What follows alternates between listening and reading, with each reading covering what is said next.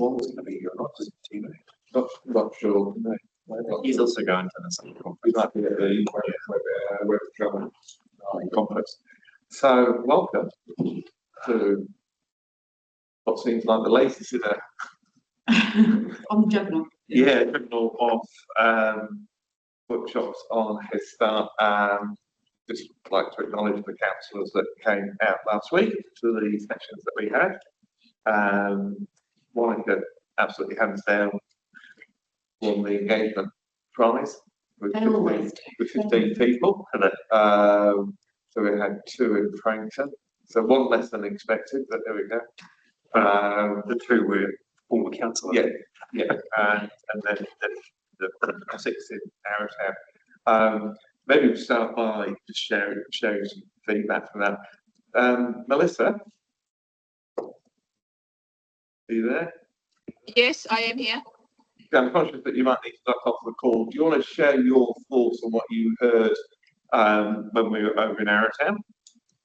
Yeah, I mean, I think I heard a range of things really, but the key points that I picked up on is that people wanted to keep their identity, and so whatever we did, that was maintained. So not just having that local voice, but keeping some kind of local identity as well.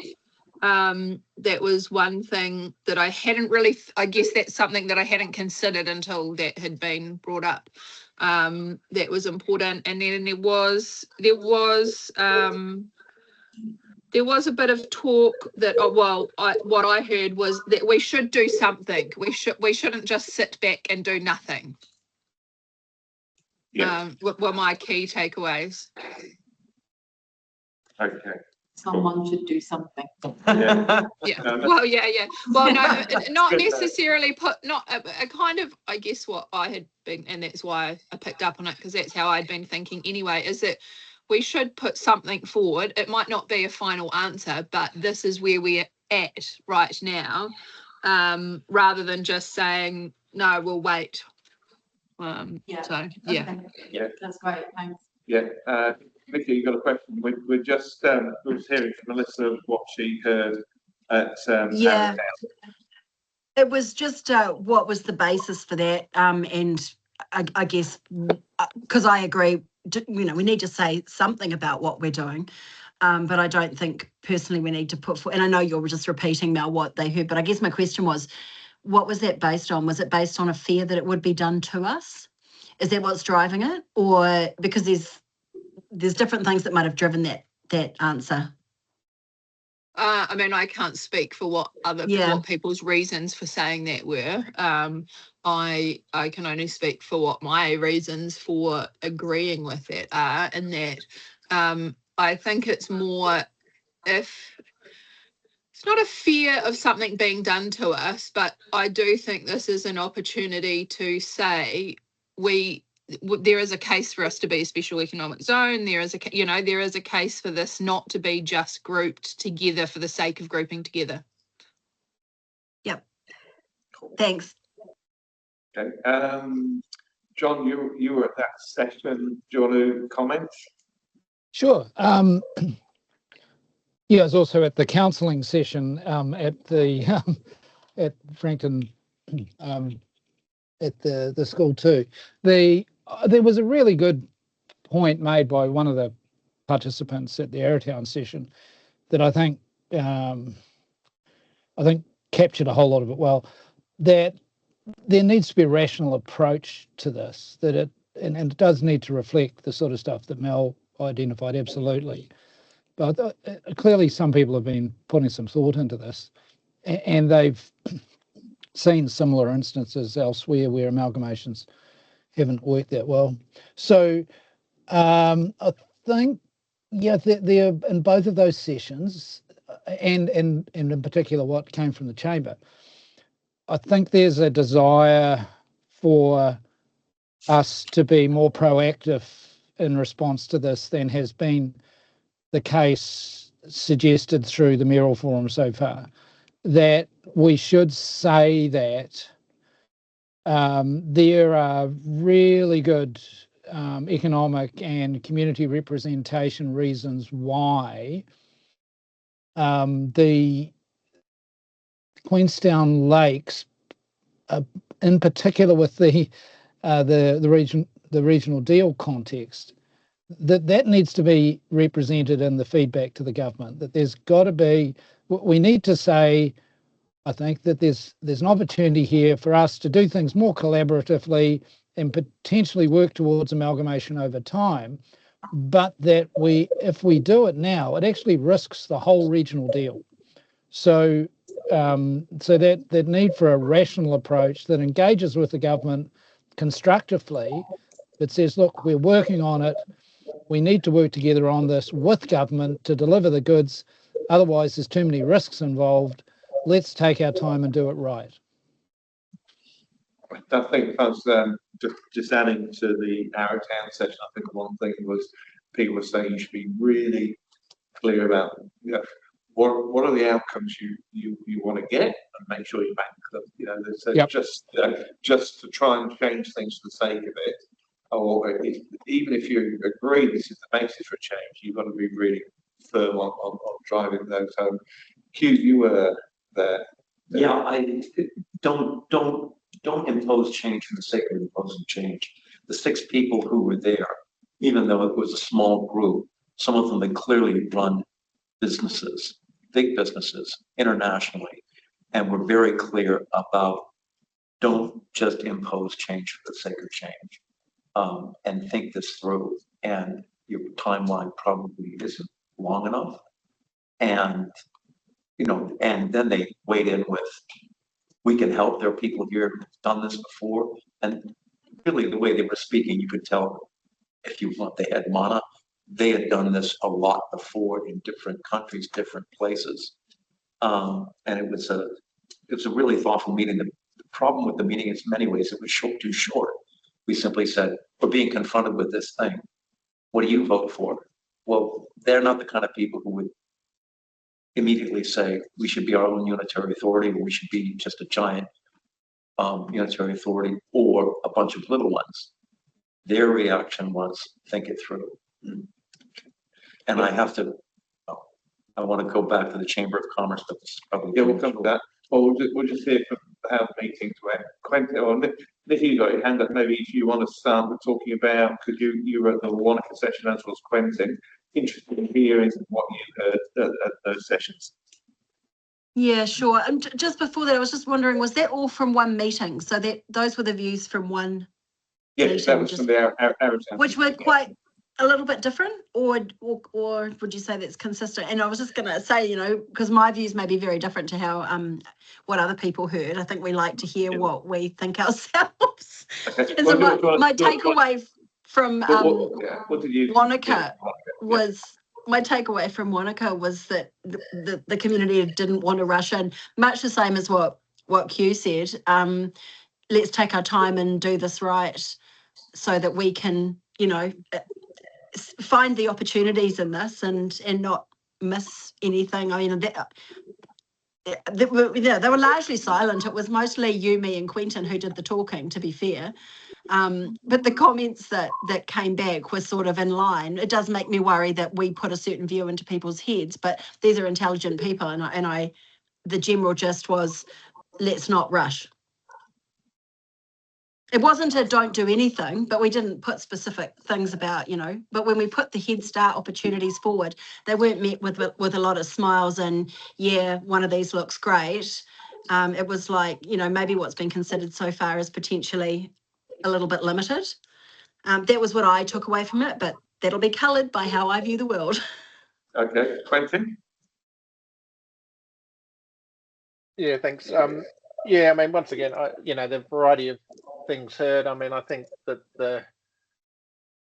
a lot of the things that have been said is that there's not a reluctance for change, but a definite wanting to be well informed and justified in whatever changes occur, and that, you know, in that respect, they're sort of happy to take a bit more time in order to get to that point.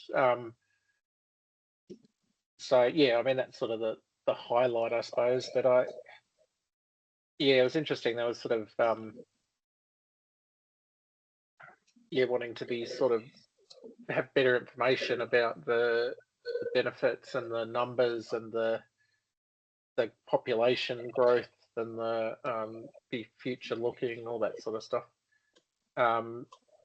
So yeah, I suppose there were some people who weren't comfortable that we had a clear picture of the future around growth. There was some people that didn't. That was just some of the things I heard. I don't think anyone was roaring to go in terms of saying we had to happen right now. So, I'm confident that reflects the view that we're sort of slowly evolving. Yeah, okay, I think from... Just one other thing, and I did say this before online, is that I did really like the approach that the Chamber took to their letter. Thought that was quite helpful. Yeah.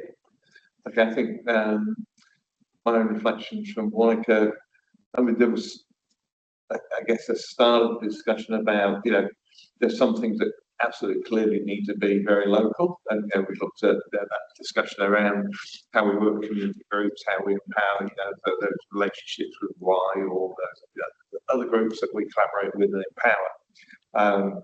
You probably just couldn't do at a sub-regional or a regional level. So that was something that was discussed.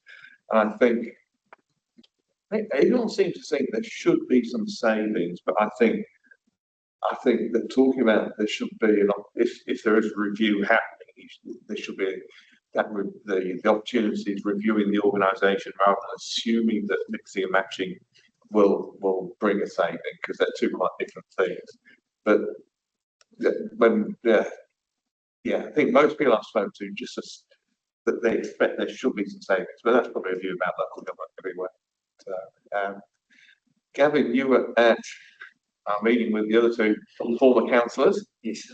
What was your takeaway? Yeah, I think they both didn't have full appreciation of what the options were, so we spent a bit of time talking through those.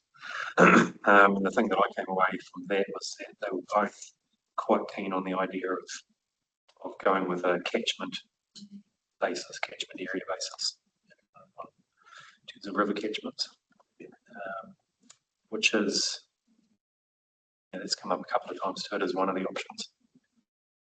That was really the main point that I took away from it when we went through what the options were. Yeah, that alignment was what was preferred by the two people we spoke to. Yeah. For my question, similar to Nikki's before, actually, when we started talking about Arrowtown, was when people said we need to do something, was that being driven by we need to do something because we don't want it to be done to us, or because something needs to change and we need to change it? And I got the impression from what you'd said that at Arrowtown it was more because people don't want it to be imposed upon us. Yeah. Some of the other commentary that I've seen, lots of people have different views on how councils operate, and some of those have certainly been along the lines of we need to do something because something needs to change, and they see that there'll be some improvement from doing that. Those views didn't really come through with from what I've heard of the other two, and also the time we had didn't come through at all. So. Nikki, you've got a question, and then John. I was just agreeing with and mentioning, because something I didn't mention when asked. That idea that water should be managed at a catchment scale, that definitely came through at the Wanaka meeting as well. And just to add that there was some, I sort of mentioned that idea that we could start from first principles and look at our functions, what spatial scale they sit at, and then what sort of structures would best be put around them. Did mention that in the room and got some nods. So that doesn't mean that people, but only to say that this idea that we can just go, oh, is it just us? Is it us and CODC, or is it unitary? I don't think everybody's going, yeah, those are the options. So I'd prefer to move forward, having discussed it with the community, not to limit ourselves to those options. There's bigger opportunities out there if we think about this a bit differently, I think. And this is local government, next 20 years or so, 30 years, this is what's going to be in place. I think we'd be doing the community a disservice if we just lump together on boundaries and I didn't get a sense in the room that anyone was particularly enamored with the options that have been considered so far. To be fair, those were the only ones that could be considered for a Head Start approach. Okay, thank you. John? Yeah, thanks, John. I agree with what Gavin was saying. I don't think we are actually limited to what has been said a Head Start approach could be, because the ministers have been very clear that they're actually open to anything. They don't, and including, so they are a bit contradictory in that sense. But and also the suggestion that change like this will be the status quo ante for the next 20 to 30 years has proven to not be the case in Australia, where in Queensland they took a rational approach, and there's been a whole lot of, they now have regional districts. It's working relatively well, and they are generally focused on catchments. Whereas in New South Wales, it was more like the current model, and now is being unpicked because it didn't work less than a decade later. So that's a risk that I think we could communicate to government. Look, if you don't do it right, if we don't look at this, objectively and with good evidence, then there's a risk that this is actually going to end up as egg on the face for the government and will cost everyone more. I thought it was really interesting in each of the sessions that I went to. I don't know about Wanaka, but it sounds like it too, that the concerns that the government are using to justify their agenda have not come up in any of the workshops.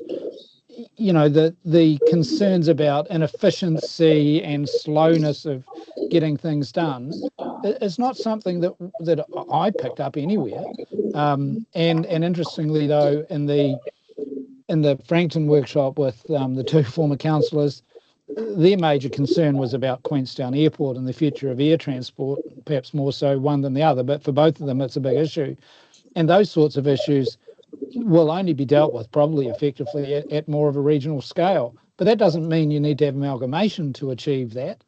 So there's a bunch of stuff there. I think we can be more creative than has been suggested in the past. And that would be my comment on that.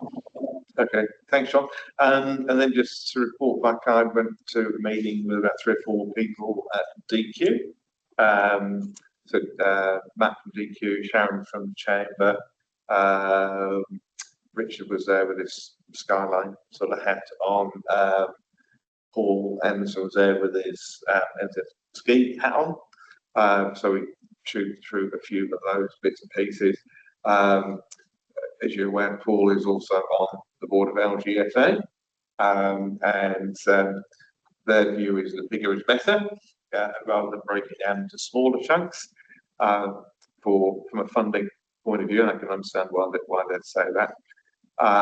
But we've had a letter from the Chamber, from our business community, which I think broadly reflects what I heard at that meeting, and I think they articulated it quite well. I think Sharon was there, but she supported a much bigger region. No, Sharon Fifield. No, that was the view of LGFA.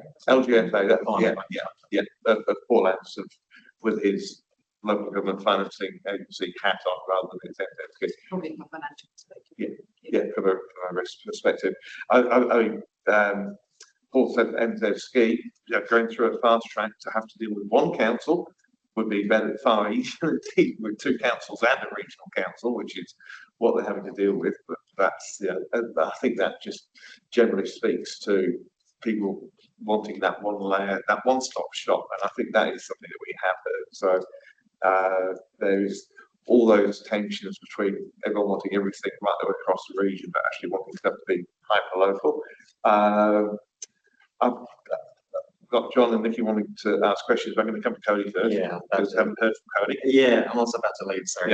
Yeah. But yeah, I mean, I'm picking up that a lot of people are wanting to take a cautious approach moving forward, which is absolutely sensible given the time. But also that there is a space for us to demonstrate a form of leadership to show our stance on it, essentially. So they're coming to some sort of, way forward. It feels like reflecting on the comments that have been made by the community and the chamber and the likes, we all sort of are in alignment with the fact of, we don't want to, just be this big amorphous Otago region. If we were to grow, it would be with Central Otago. But like the unitary authority, either with this council or with that, is going to be as far as this council wants to see us evolve into, and then we want to take an approach that is, somewhat evidence-based and proves that that's going to maximize efficiency and cost, because that's the reasoning for the mandate in the first place, which feels like a reasonable place to land on. And I do share the thought that I don't think we should be too silent on the matter. Not to say that we need to jump on and request anything, just more out of the fact of going, this is what we think, this is how we're going to approach this, so that there's an indication moving forward around the values and how we're framing it from this district. If we're there and it's there's nothing and it's empty, people will assume that we don't have any preference on things that could happen. So Yeah. So just in response to that, I think one of the things that would be really helpful to hear from the councillors today is if we were to be going down a pathway where we're sharing a letter of some sort to express some of these collective views. We want to go slow, we want to do the piece of work right, and get forward. There is a question as to whether or not that is done as a collective with all the other mayors in the region, because the positive being that actually then we're showing that yes, we are unified, yes, we are talking, yes, we are collaborating and have a functional relationship. However, we are able to be less specific and direct about our particular concerns. Whereas if we send one that's just from us, you may have the opportunity to share some of those more direct reflections from our community, but then maybe doesn't show that we're all in this together as Otago. There's possibly just a bit of guidance. Well, I think, yeah, given that my direction is don't go with all of Otago, essentially. I don't want to be a big Otago, 250,000+ people. I don't think that's going to work for our communities. As I made expressly clear in the last workshop, for health reasons, for other sort of investment, for the needs assessment, they're completely different portfolios of, invest capital and OPEX and challenges, to be frank. So I don't have the same pressure of trying to worry so much about everybody being on the same board. I think, we have a responsibility to the community that we represent to share the views of this community first and foremost. I'm not suggesting that everyone's being so. I think if we went down the path of a collective letter, it'd be this is the process that we've gone through. This is the process we still want to run to ground without any commentary about narrative or options potentially. It's probably the only way you're actually going to get all councils to agree to that. Just finish. But I think you equally a collaborative relationship across all of the councils we can still be very clear that we will not countenance a full unitary for the whole of Otago. It doesn't actually lump us in. It has the benefit of us, continuing to work through the existing structures, keeping the regional council in the conversation. Yeah, I'm happy for a diplomatic approach, so long as it doesn't compromise any of the values that we're sharing.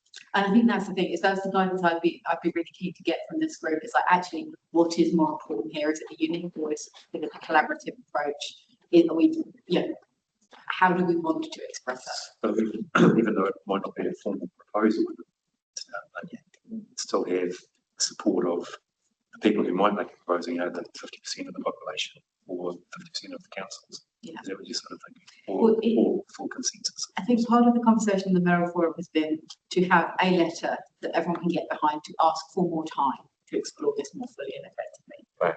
The only way that that's really going to work if all mayors are signing the same letter is to focus on process as opposed to, and so-and-so wants this and so-and-so really doesn't want that, because it falls to pieces very quickly. So it's really, what does this council's priority sit on? Is it that collaborative, we're working on this together, we're putting a pin in this and moving forward, or is it we need to make a swing and make our view heard at this stage?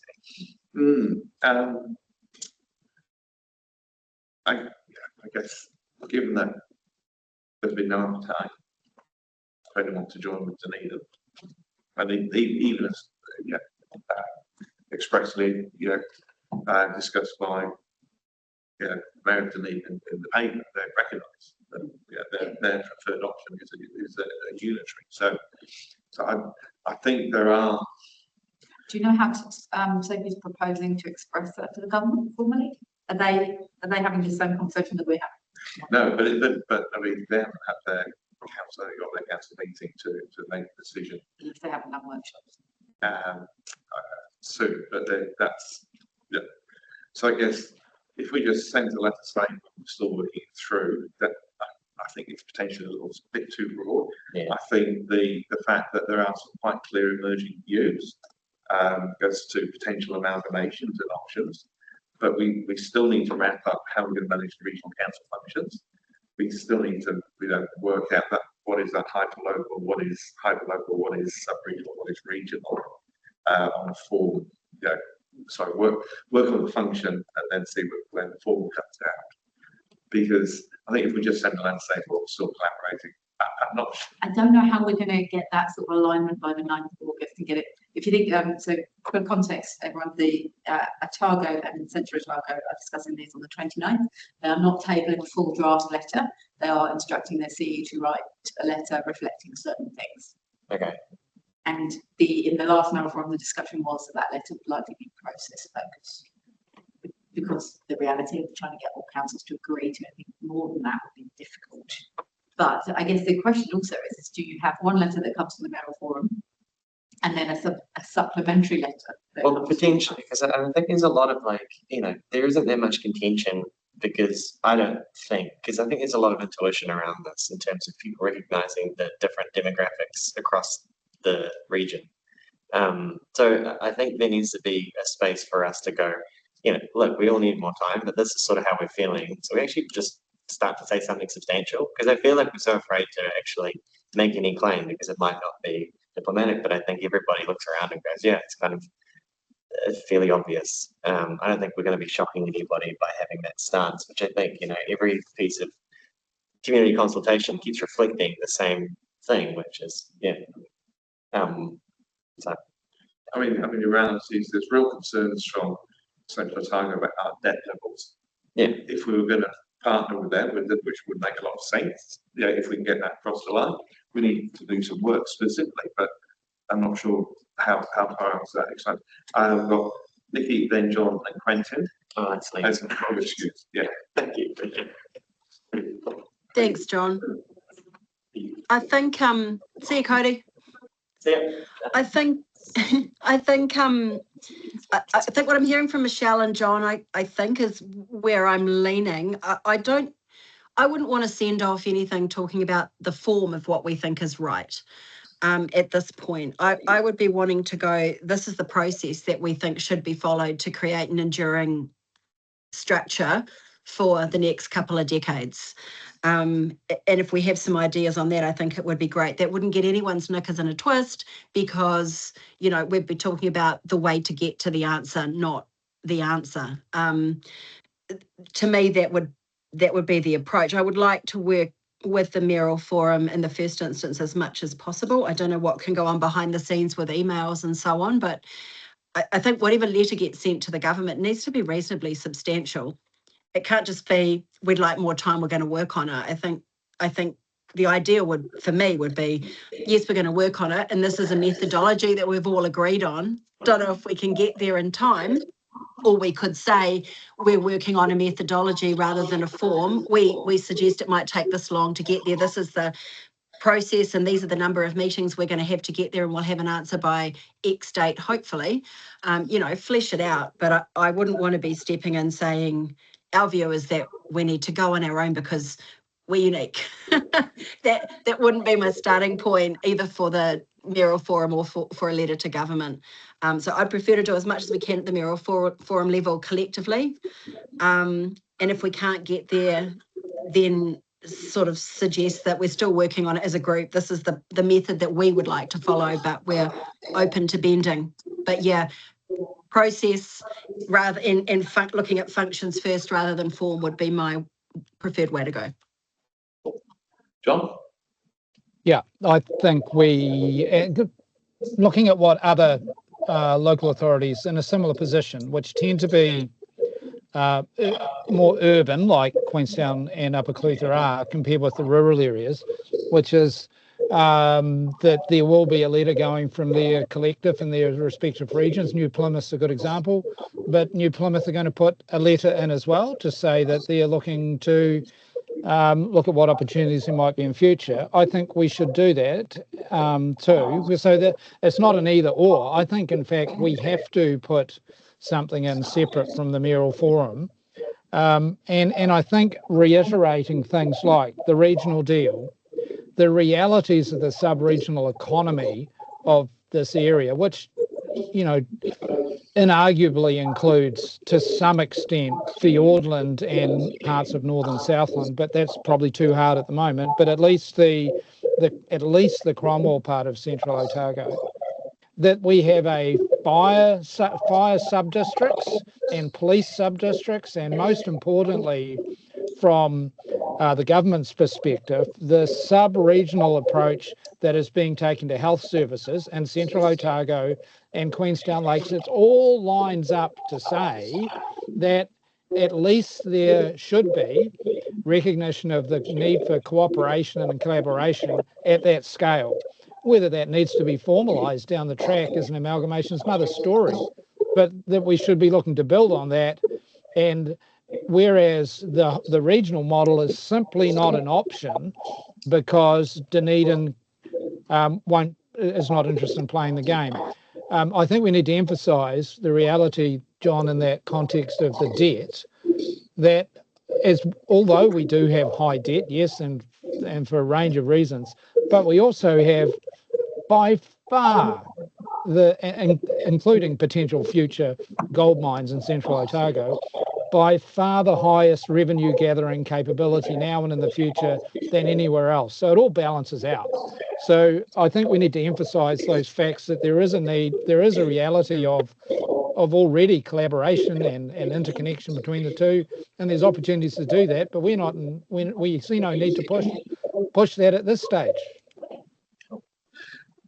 Thank you, John. I'm going to come to Quentin, but just before I lose the thought, maybe if we're setting a letter out to government, we can actually have a paragraph of what is the Queenstown Lakes context, what is the CODC context. So we can actually try and capture within that those key things, which comes back to the, So the standardised letter that we have our own. You just have to be a bit careful because it might be quite a straightforward flow of narrative for us. With some of the other councils, you might suddenly be injecting a whole lot of complexity around form. Yes. That may not make that flow so nicely. We might be putting this up. Yes, but it's okay. Well, think about that. Quentin. Yeah, I mean, it's no secret I'm struggling with this, but I don't even know why the mayoral forum needs to say anything more. If they haven't decided to engage in Head Start, then there's no further action required, isn't there, from them? That doesn't actually require a response. It only says there's an opportunity for one if you want to opt in. So it's an opt-in. It's not so I would actually suggest that the mayoral forum don't provide a response, and that we support the view of like I said, that the chamber took. Now, I mean, I think that we have to be super clear. The only reason that we are entertaining amalgamation at all is because the government is pushing us in that direction. There is no documented or even suggested benefits of amalgamating other than to satisfy the government at this point, including what the Morrison Lowe reports just told us. So, I mean, I think we're actually doing ourselves a disservice by giving this too much oxygen, quite frankly. And I think, that we need to write a report that's similar to, a letter to the government that reflects similar to what the Chamber's reflected, that we prefer, working on our own. There's no benefit. There's no addressing the reasons for Head Start in the first place. They're looking for efficiencies. They're looking for saying those things don't exist. We're already in a regional deal. And we want to work forward on that as the primary focus of the engagement with government, and sort of, dare I say it, put them back in their place, because I think we're wasting oxygen, quite frankly. Okay, thanks for that. I'm going to ask for Nicola, if you're there, and then Melissa, to get your views, and then Hugh and Gavin. Hi. Hello. Wow. Hi. I'm just catching up on everything, and it is utterly mind-boggling, really, because I agree with everyone, and I think it's I don't know. I really have to probably get my head around it.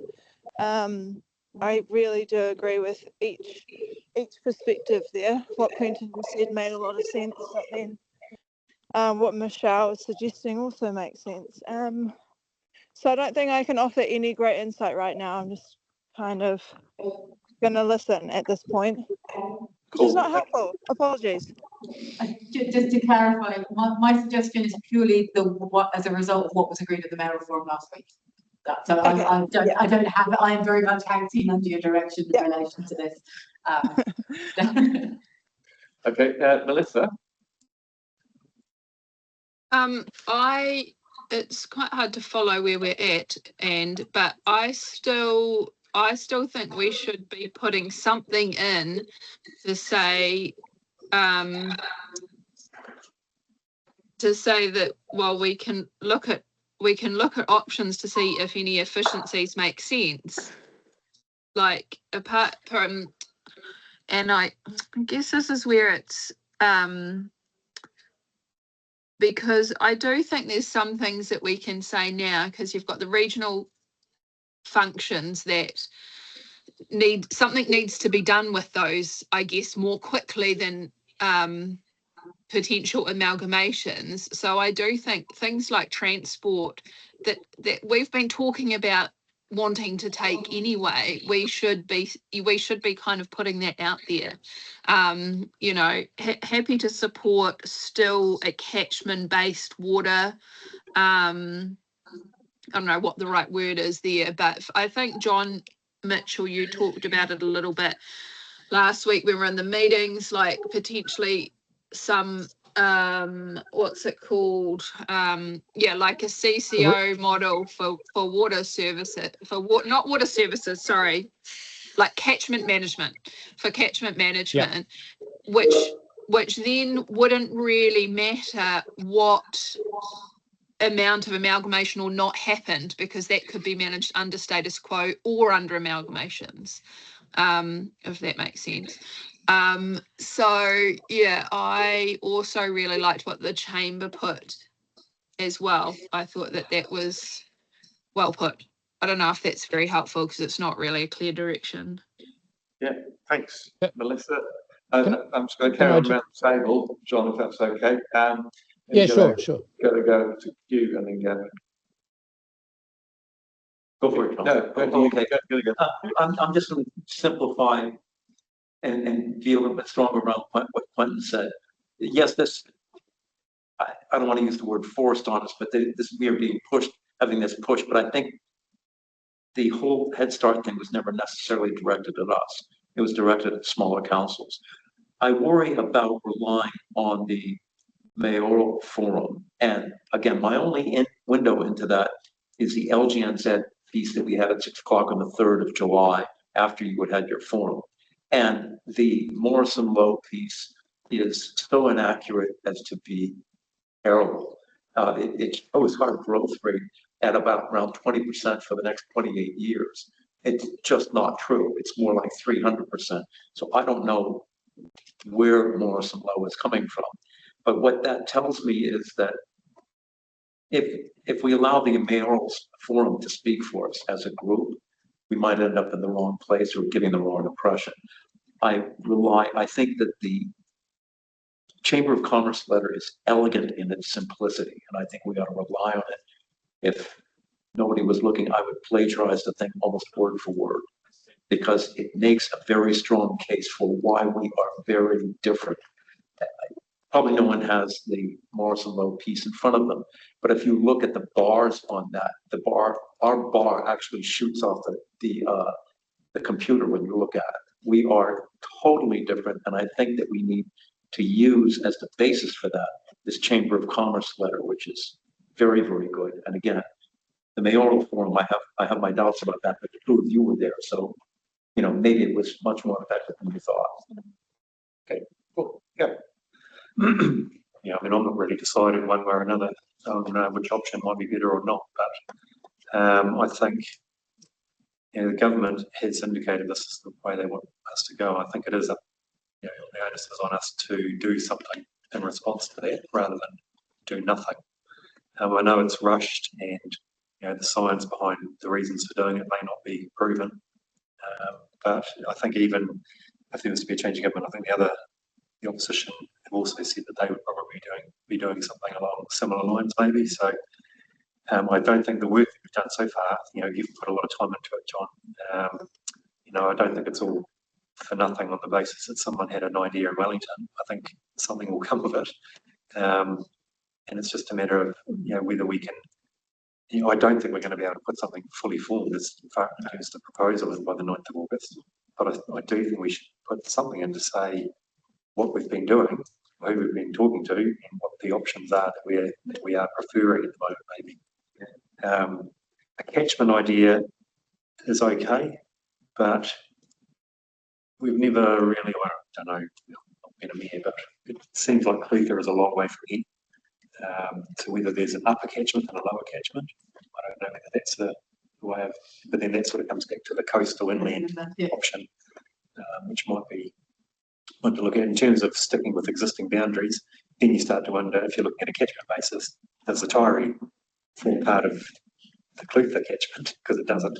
Or does that, does the boundary then change through the middle of Central Otago district to separate off the Taieri into a separate catchment with Dunedin? But those are lots of questions, I guess is what I'm saying, and we don't have all the answers, and we're not going to have them by the 9th of August. But we have been doing a lot of work, and we should put something in to show for that, I think. Just in terms of timing, you will be making a decision on this on the 3rd of August. I hope to have a draft letter, but we might still be talking principle. So yeah, we well before that. All pretty close. Yeah. So do you want to reflect, John, on what you've heard in the mayoral forum? Because I'm not a member of the mayoral forum, just to be clear. I go and support John. But obviously there's been extensive conversation in there and weekly conversation in there. Do you want to speak a little bit more as to how this may sit alongside what we talked about there? I think as we talked through at the last meeting, then it was increasingly clear that we would lack a settled position. That all the councils would go, right, here we are, this is our developed proposal, however outlined, that everyone signs up to. Here's our head start proposal. And obviously Waitaki that they voted around their council table to their preferences to move north, although whether the other northern councils, the other council in north will have them is still to be decided. So it's all the original options that we talked about have changed because Waitaki is potentially out of the mix. So the question is, what does the backstop look like? Nobody really knows. The only thing we know about what the backstop might look like would be the original proposal for a combined board of the mayors and maybe a commissioner or whatever running the regional council as an organisation. That was the crudest form of what the backstop could look like. So the discussion went. I think there was some advice from DIA that from what they were hearing around the pitch was maybe if you it's not a binary choice. It's not a put something in or you will get the backstop. Maybe there's an opportunity to say that this is where we're thinking. These are what we've done. This is what we could resolve, but we need more time. And I think that's where this is what goes in that letter. And that I think is where the mayors landed, that there should be something put forward, which actually says what we've done to collaborate, what we've worked through, where we've got to. Now, what we haven't discussed is as matters, what the content of that should be. Should it be, this is what everyone agrees, this is what is still to be resolved, these are what the opportunities are, these are the process that we think going forward, this is what it would look like, what might change. That level of detail will be discussed. But there is another mayoral forum next Friday. Yes, and that's that is the whole content of that, is to finalise what is being put on the table. Yeah. So I think what I've heard, and I'll come back to the questions, I think what I've heard is that people think we should actually be more representative of our view and position. I've just done a quick tally as we've gone along. The only person you haven't heard from though is Matt. Oh, sorry, welcome Matt. Hello, welcome. Hello. I've been listening in.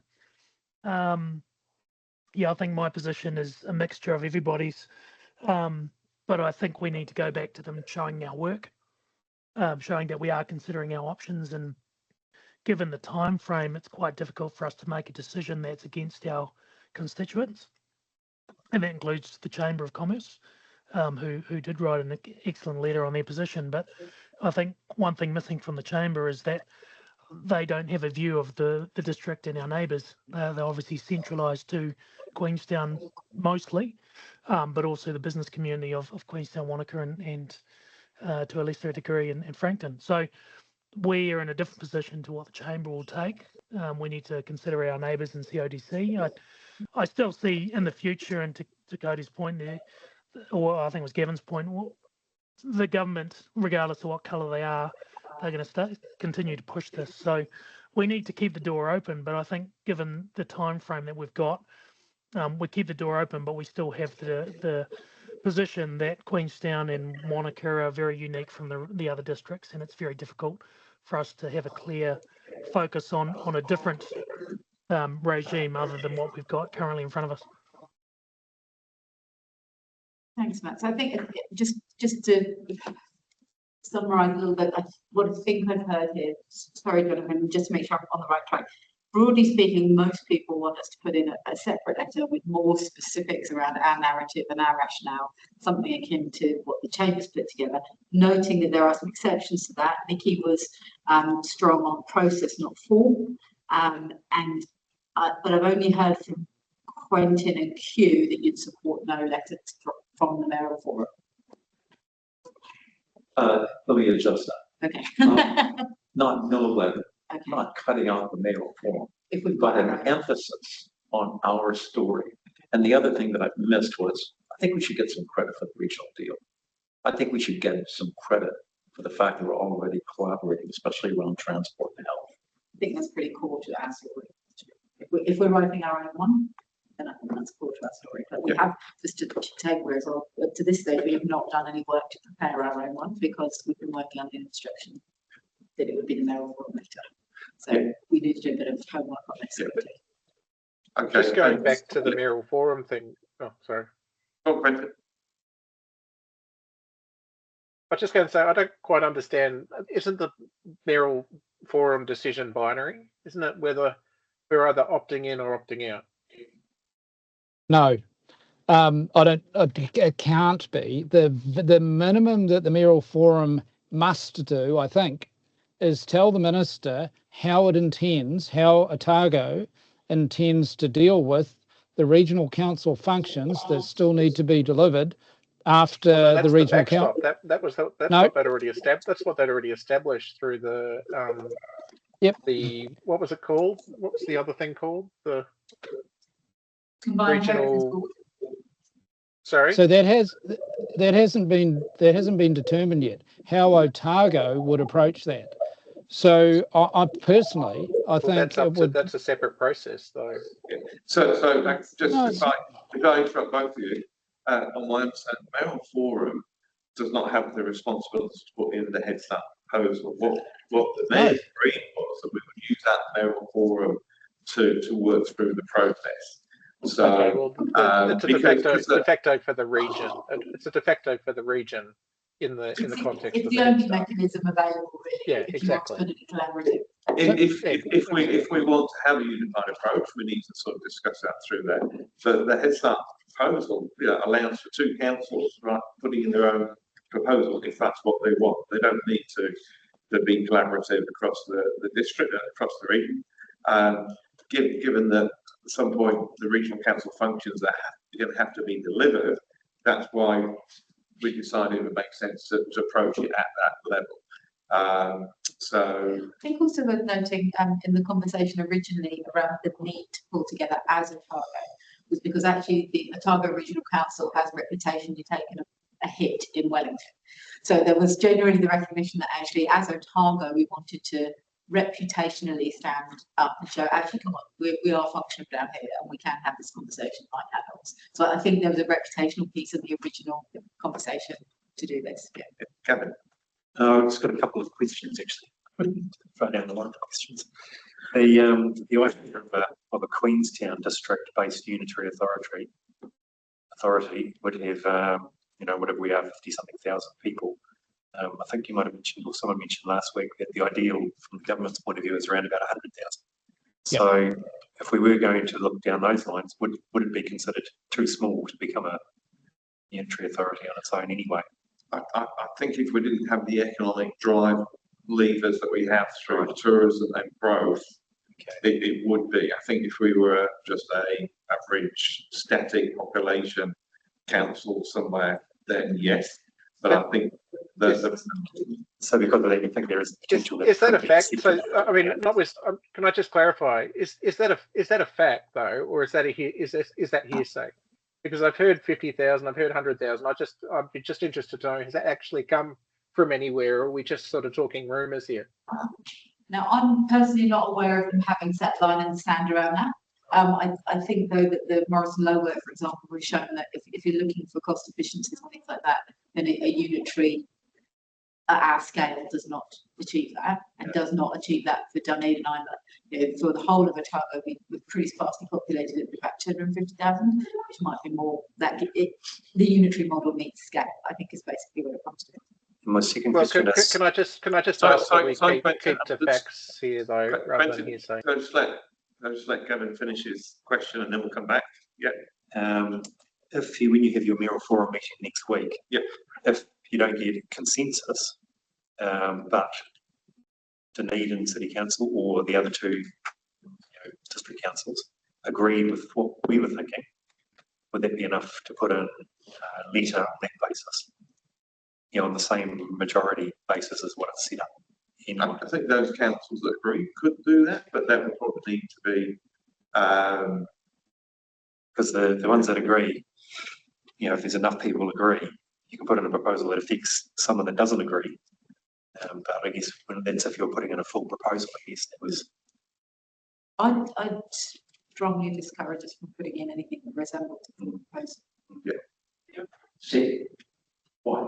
Because I don't think we've got enough data, information, research, analysis to be able to do that. To do a final. Yeah. By the 9th of August. I'm not saying it never, but for this process. What about an indication? This is what happened. No, we're talking about a full proposal. Yeah. If you want to, then yes, you could put in an indication. Okay.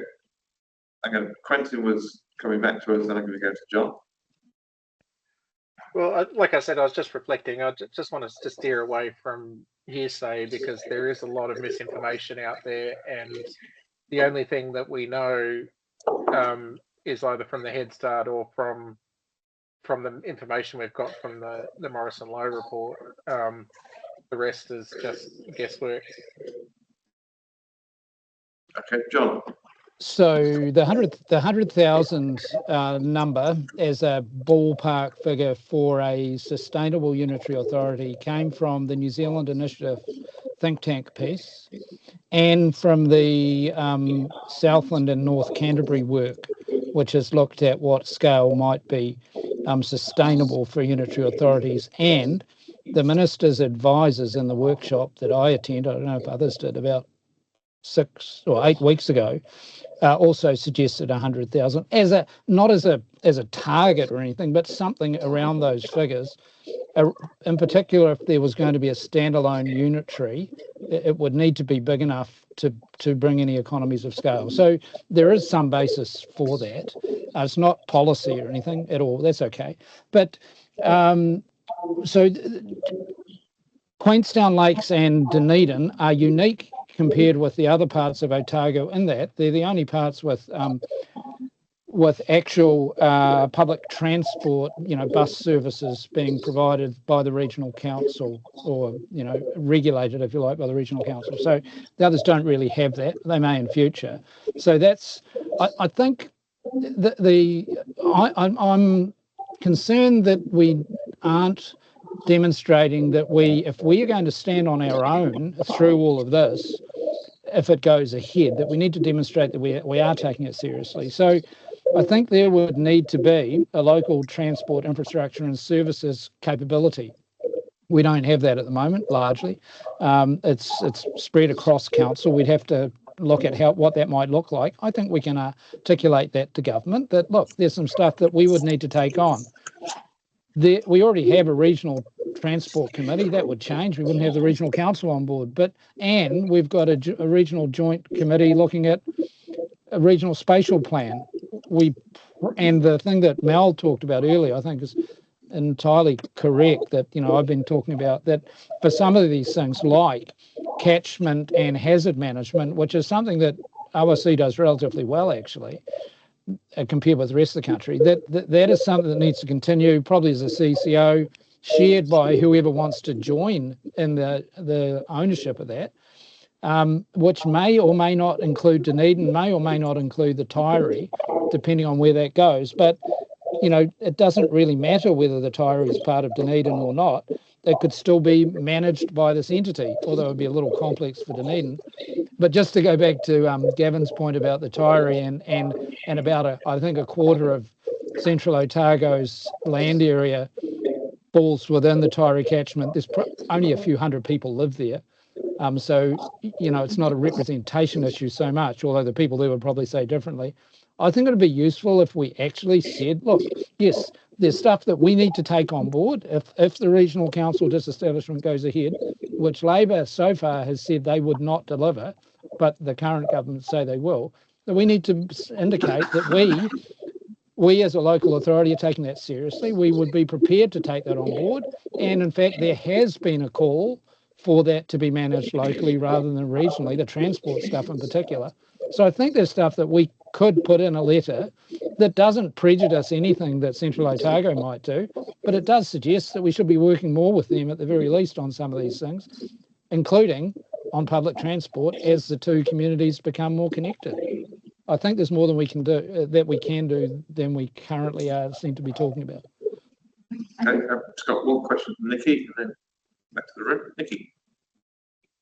I think we're past questions. This is definitely a statement. And look, I've chucked a bunch of stuff into the chat, but look, I really think that this is such an important thing, and it is coming and has been coming for years, having, the local government review dealt with it. And Penny just reminded me of that last week. So I really think that something this big and this important, we have to think, if central government was doing it, how would we expect them to go through the process?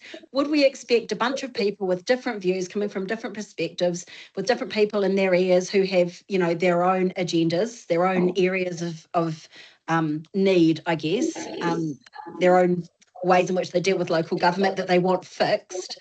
I don't think we should be doing it like that. I think we should be looking bigger. I think going with the mayoral forum and making that work, I think would be ideal. I think minimum this needs a regional view, and we need to come at it methodically, going, these are our functions and services, these are how much we put into each, and this will make it very clear how unique we are in this way, but how unique other councils are in other ways. We're not the only unique council, neither is Dunedin. Others are unique because they have less of something. So let's stop using that word. All councils are different. And I think we need to figure out where we're similar, where we can share, where we can't. But you can't do that as an individual council. We need to collaborate. So let's not undermine the mayoral forum. Let's do everything we can to support it and to behave around this exactly how we would expect Central to do it, if they Just were to be doing clear, it, sorry, and just because not you're lumping it speaking on for us. me, just because So, you're speaking for I'm me, not I'm just speaking really for clear. anybody. I did not say disregard the mayoral forum, and I did not say stop collaborating. So please don't put words in my mouth. I did not say anything about you, Quentin, and I wasn't talking about you. What I'm saying is how I think it should be. And I think we should give this time and put resources into it. I think we're going to have time because we're going to have a change of government. There will be people who want to, communities or councils that want to get on with this, and they will get on with this. But I think to do the best for Otago, I think we should take our time, put resources into it, give it energy, and do it well. Do it well. Anyway, sorry for that pitch, but I just needed to. I think to just verbalise that distinction between amalgamation and collaboration, two different things, but the collaboration can be the path that opens the door to amalgamation down the line. So it's just because you say we're not going to amalgamate with this or that, there's still all these things that need to be dealt with. We still need to work out collaboratively how the region functions. So that's not going to go away. We have to have some discussion around that. We need to try and work through what a model looks like based on all the functions that have to be undertaken. What's regional, what might make sense sub-regional, what would be hyper-local. I would, my advice would be to encourage pragmatism here, because I think this is a long game. You're going to want to really get it right. And a statement made at this stage that is maybe not been fully run to ground or fully thought through could have long-lasting ripples in our relationship with central government, relationship with the rest of the region. So we've got to be really sure if we're putting any statements in at this stage. And the thing that I'm unclear of at this point is that we keep saying how important the catchment is, but then we're leaning into options that are splitting the catchment. Well, So, what's important is how the catchment is managed, yes, not who but manages it. it would be good to understand Yeah. what our baselines are with regards to the catchment and whether it needs to retain its entirety. Because I think that has been a lot of the background in the mayoral forum. The discussion has been around sort of the sanctity of retaining those catchment boundaries. So I think that's something that we really need to explore and understand. And when it comes to regional functions, you're absolutely right. We do have that transport lens in there as well, and that's going to become increasingly important for us. And as an organisation, over many years, there's been lots of conversation around whether or not we should be requesting to take on that function, regardless of this process. We don't have to become a unitary to try to take on that process, is my understanding at the moment. So I do think there's some very big conversations in this. And it's like there's no point in trying to manage half the river or half manage the river, or trying to have sub-regional public transport if not talking to the people at the other end of the route. So because it'll never happen. So there is stuff that we need to do, but is coming up with this council mixing with this council right now going to solve that? We don't know. And I think it's I think it's probably the desire to do it well, which is the biggest handbrake on putting something forward, because we know we actually need that more time to do it well. And I think to be able to verbalise what it is that we want to do well, and what are the issues that collectively as councils, we have to overcome. I mean, the thing that nobody wants to talk about is South Dunedin. Right? What is the liabilities there? We've got our liabilities. South Dunedin's got their liabilities. There'll be rural sector liabilities. We've all got liabilities. They're all different. So, but it's how we wrap that up. We've got a call with the mayors on Wednesday. We've got a mayoral call on Friday. But this is our last conversation. Yes. Scheduled at the moment to look at until we get to 3rd of August, and then obviously there'll be a meeting at the decision point. Yeah. So it's further conversation, but we can circle some stuff offline, I guess, if we need to, through the councillors. Quentin. Yeah, I mean, I just don't want us to lose focus. The whole point is that we have to, if we're going to pursue change, it has to be something that is demonstrably better. And we have nothing on the table that is demonstrably better. And in fact, we've got evidence that the proposals that are before us aren't demonstrably better. So, I think we need to be really careful that, we're not well, look, I'm open to the regional council unitary functions and whatever. Those things will evolve if they're decisions of government. But in the absence of something that, you know, how can we put support for something that we don't have any evidence base for is better than what we've got now. And we can't, none of the amalgamation options other than the unitary function of demonstrate that at all. There is also the option here that if there is a mayoral forum letter that is somewhat circumspect and process focused, that you sign up to that, but then we notably don't make any further statement. I mean, that is also one of the options available to you, that we don't make any statement as part of this process whilst we work through what it needs to look like. So it's really a decision as to whether you want to show forward momentum to government at this stage, or actually it's not a requirement that we make a response at this point at either level, either regionally or district level. Well, as I said, I don't know why we would or how we could, because there's no mandate from the region, and there's no and we're not opting in. It's very unlikely that we're opting in. So why would we make and we don't have sufficient evidence to support a particular case. So because of the regional council. Because of the regional council, but Quentin, that's already occurring. That's the point. It's already in play. That's the point, is that the regional councils are being dismantled, and if the next government gets in and reverses that, I'd tend to agree with you. But given that they're already doing that, it's already in play. It's not the head. That's not what Head Start's about. That's the point, though, is because if where are those functions going to lie?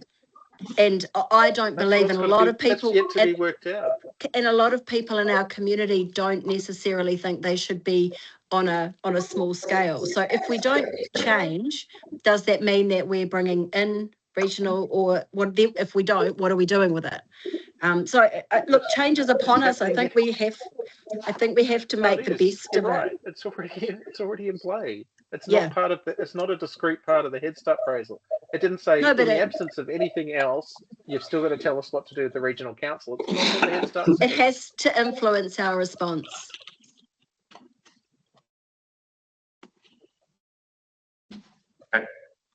So I'm thinking that on the 3rd of August, I'll be bringing a paper that has a range of options. It will have a no letter at all option, an option that supports a mayoral forum process letter, an option that provides our own distinct letter, and an option that is a combination of 2 and 3. So I think there's probably some water to go under the bridge between now and then in terms of what's discussed at the mayoral forum, what's shown the councillors from that, to enable us to take that conversation forward. But there's probably 3 times as many options that you were hoping for. But it's